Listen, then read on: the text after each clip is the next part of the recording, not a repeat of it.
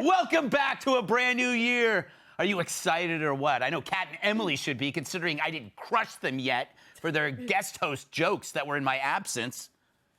Unlike Greg, when he sits in this chair, I don't need a booster right now. That's right. Cultural reference that's newer than 40 years old. You won't get that with Greg Gutfeld. Is Greg tied up, naked, with duct tape over his mouth, dumped in the girls' locker room? Wait, no. That was him in high school. Do you think Greg is missing us right now? Should we call him Gigantic Greg, actually, from now on? I will not be. Yeah, laugh it up. Yeah, so while they were yakking it up at my expense, I spent the last 8 days in one bed. You know, I usually prefer 8 different beds each night like Wilt Chamberlain, but I was sick. While I tested negative on COVID, I tested positive on everything else. I'm pretty sure I had the flu, the cold, Zika, Ebola. But what do you expect when you borrow one of Michael Loftus's jackets? Who mugged a rodeo clown? It looks like your shirt had a triple bypass. I'm not kidding. That thing harbors more bacteria than a Port Authority toilet. Thanks for that single laugh. But thank God I made it through, and I wouldn't miss it for the world, because what a year we have planned. I'm an optimist, and I see great things again, and not just when I look in the mirror. The best sign, watching the legacy media realize that they're screwed. And you know things are bad in 2022 when they're still reliving 2021. Here they are gearing up for their version of Conflict Christmas, otherwise known as January 6th 2.0. Yeah, it's as if the only thing that can save their crippled cable network is the ghost of presidents past, Santa Trump. You see, there's a bit of an informal network of reporters who've been through it that day and are still coping with that, leaning on each other, talking to each other. There's a bit of an informal network of reporters who've been through it that day and are still coping with that, who are leaning on each other and talking to each other. And we're all still dealing with that and feeling like we need to convey to others how serious it was. Yeah, because only you guys thought it was serious, you jackasses. Please, everyone thought it sucked. But unlike you, they're not trying to turn a profit off it. But oh, our nation's brave journalists are still processing it like it was a price surge in responsibly raised chicken. Yes, they're taking a riot where the only unnatural death was from a cop shooting an unarmed woman and making it out to be worse than 9/11. And it hurts that they're still coping while everyone saw it for what it was, an ugly event that came and went. But CNN can't let go. They need to convey to others how serious it was for them, because they're the real victims. And why? Because reporting what actually happened didn't scare enough people. And much like Loftus's body spray, the ginned-up hysteria has long worn off. And all that's left is the stench. So what's left for CNN? Besides a To Catch a Predator reboot? They got the stars. They have to create a distraction. Look at this guy wearing a Viking hat. He's part of the unarmed insurrection that no one has been charged with insurrection for. He's so scary he needed a Halloween costume. But yeah, it's the journalists who are the real victims here. You wrote for Pointer at the end of January last year. You said, sometimes I'm fine. Sometimes I want to sob for hours. Sometimes I just want to sleep. So that sounds to me like trauma. That sounds like PTSD. Do you feel like you still experience that? I do think so, to a certain extent. Or is that true for you as well? Well, you know, I've had an experience in my life with a really bad car accident where I was diagnosed with PTSD. And I've been really grateful for this as I've been dealing with January 6th. To know the signs of PTSD. Exactly. Because I'd been through treatment, you know, I know what it is. They're all suffering from PTSD, a disorder usually experienced by military veterans and actual violent crime victims. You know, the people whose complaints the press normally ignores. If these journalists are victims, then so is Jussie Smollett. They're hoaxing a hate crime against themselves. And yet here they are demanding compassion. Something that was strangely missing when dozens of Americans were dying in the riots that they, the media at CNN, ignored back when everything was mostly peaceful.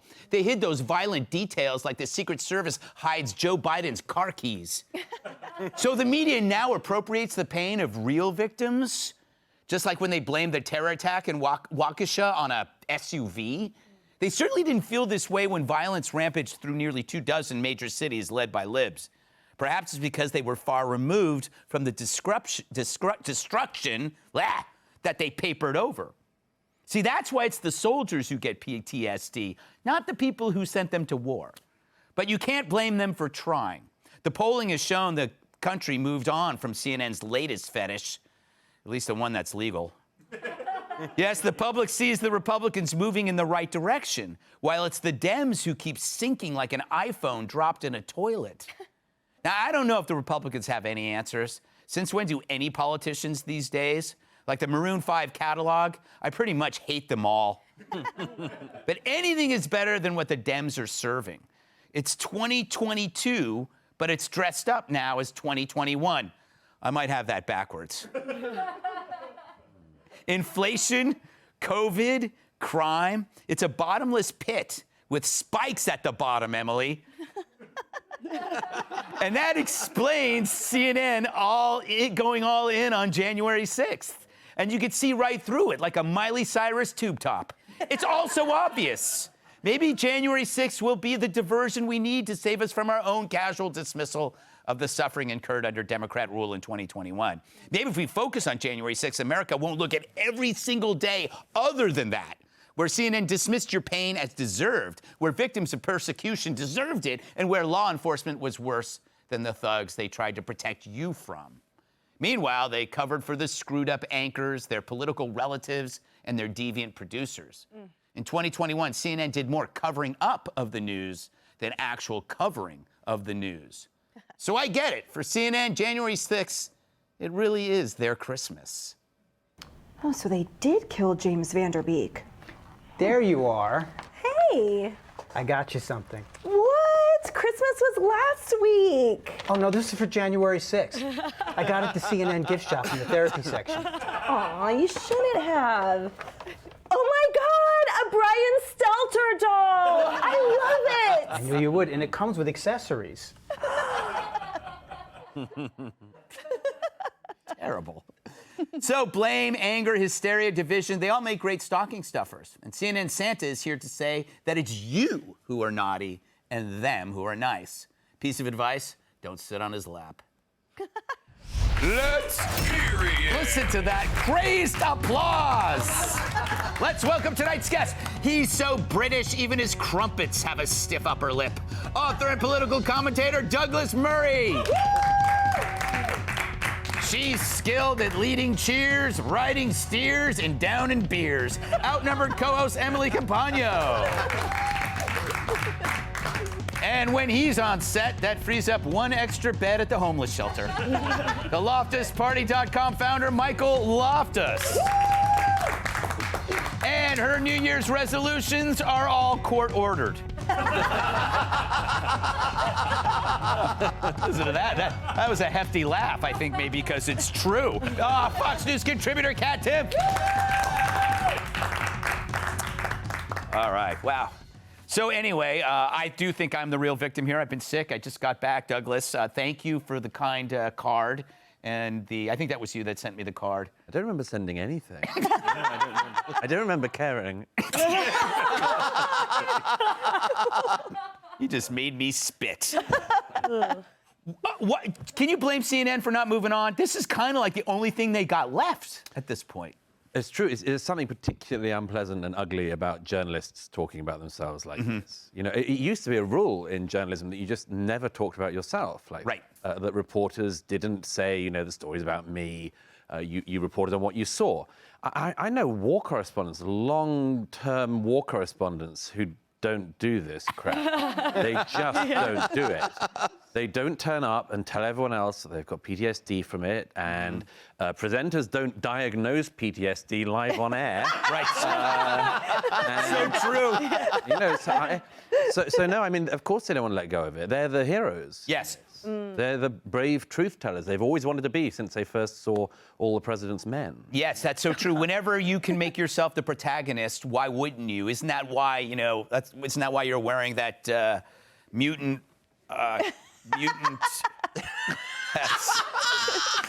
Come on, you can do it. Pull it out. So that mutant. It's like somebody who had one of those zipper surgeries, but you had your pecs removed. It'd be great. You had your Great pecs if all removed. these were pockets and I could just whip out different things. Where did that come from? Where did this come? I got this from Billy Gibbons' dumpster. Oh, from ZZ Top. There you go.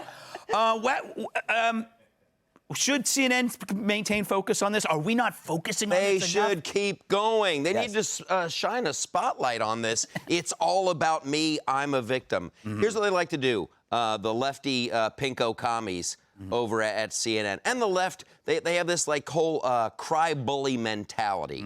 They act like, oh, it's unprecedented. It's never happened before. I've been traumatized and someone needs to pass a law and the government needs to come in. Like, it's so horrible to watch and it's so predictable and boring. Like, they act like the Capitol has never been attacked before. I think it was bombed in the... It was bombed in the 80s. It was bombed in the 70s. There was a shooting in the 50s. Emily's British losing over did it in there. 1812. Hey, Still before pissed my- about that before one, my buddy. Yeah. I'm glad you brought that up. Yeah. I'm glad you brought... Never forget, Never baby. forget, never forget. Never forget. It was you who left us. But you know what the other thing that they're denying? And this is the thing that gets me ticked off because it requires everybody to go through this exercise of condemning it. We aren't like the mostly peaceful riots. We said, those are frickin' riots, and the thing that happened January 6th sucked. That was a riot. No one's denying that. But what CNN pretends is that they pretend that they didn't deny the real violence and that they're the only ones talking about this. And so in order to buy into this lie, you have to have like chemically induced amnesia. You have to be exclusively focused on this or you didn't give it enough attention. Right. The New York Times editorial board said, quote, every day is January 6th. Yes. So yes, you're either obsessed with it or it's not enough.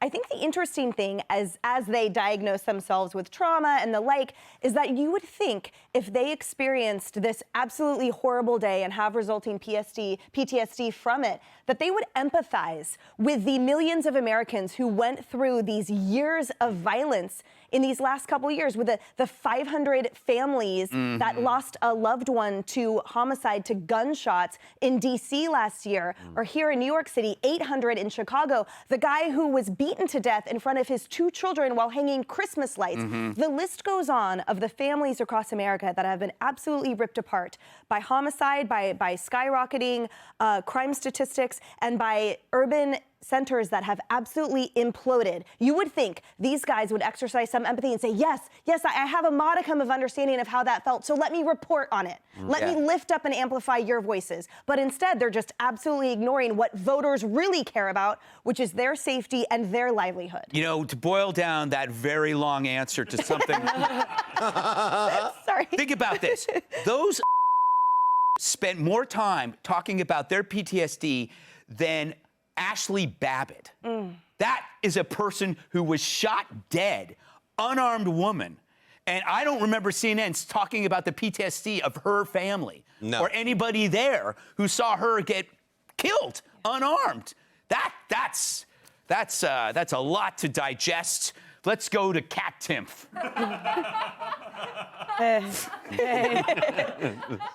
Cat, what's going on with you? How are things? You got sick too, but you were. So I'm not going to ask you what you had because it's none of my business. I had Omicron. And PTSD. Yes. No, I guess if that's what it is, because like sometimes I'm fine, sometimes I'm sobbing. Yes. That's normal. That's my life. how I live. Yes. I just hope that they're lying. I hope it's not true, that there's not really this group of people that meets up to hang out and talk about January 6th. Yes. Like, what do? You go to happy hour?